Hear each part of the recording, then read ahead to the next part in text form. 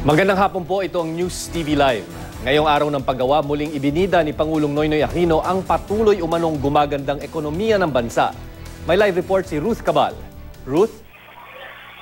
Sino walang umento sa sahod o anumang dagdag benepisyong inanunsyo ang Pangulo sa kanyang Labor Day speech dito sa Cebu. Dumalo ang Pangulo sa isang job forum, nag-inspeksyon sa mga bagong pasilidad sa University of Cebu Medical Center at sa bagong cement mill sa Cemex Philippines sa Naga.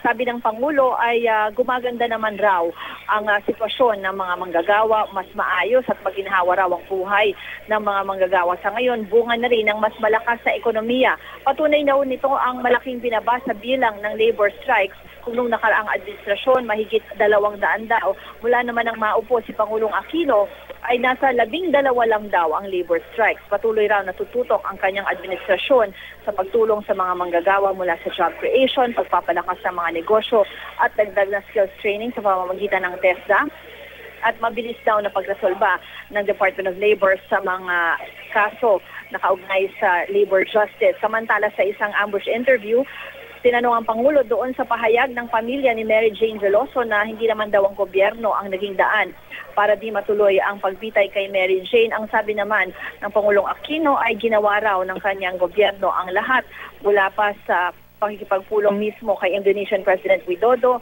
hanggang sa pagbibigay daw ng government lawyers dito kay Mary Jane at nangako rin siya nahahabulin yung recruiter ni Mary Jane at pupunta at ihahain yung mga dapat na kaso alinsunod sa mga ebidensya. Sino? Maraming salamat, Ruth Cabal.